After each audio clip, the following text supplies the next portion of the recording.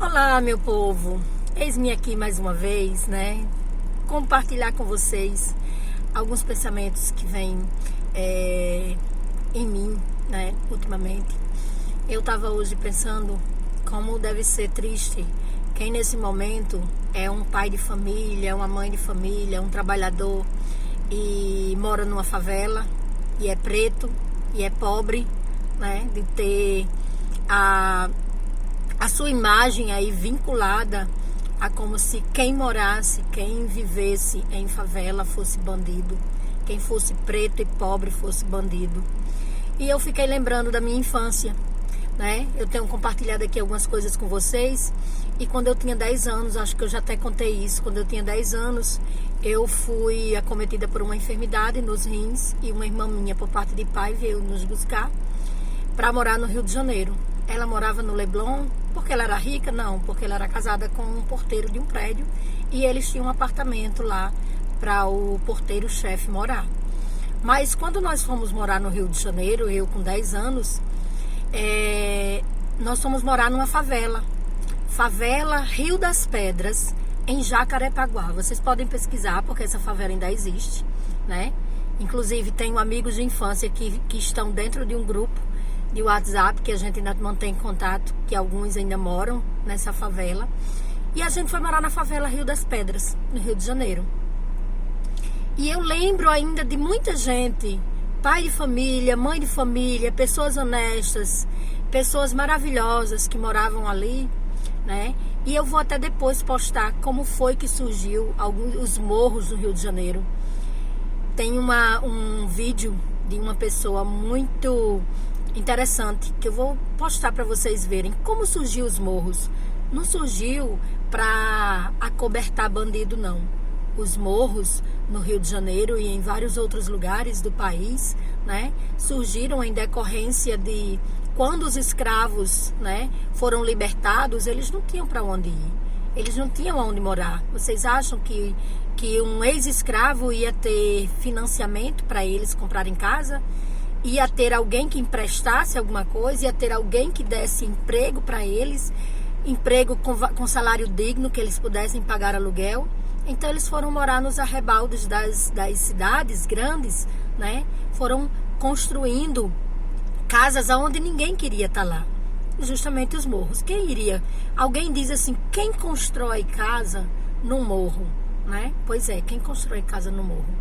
Constrói casa no morro quem precisa construir. Quem não tem oportunidade para construir em outro lugar. Então, essa imagem vinculada do preto, do pobre, do favelado, né? Ser bandido é muito triste. Eu não tenho a minha pele preta. Não tenho. Mas eu sou pobre. O fato de hoje eu conseguir, é isso que o brasileiro não entende. O fato de hoje eu ter conseguido financiar uma casa em 30 anos... que eu nem sei se eu termino de pagar, se ainda estou viva, né?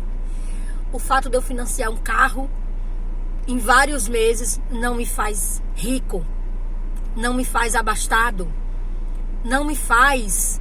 A única coisa que me faz é viver um pouquinho mais digna, um pouquinho, porque a gente se aperta para pagar a casa, a gente se aperta para pagar o carro, quando deveria ser algo natural, porque é de direito nosso possuir uma casa, ter moradia, possuir um meio de se deslocar, possuir meios para ter lazer, possuir meios para se alimentar.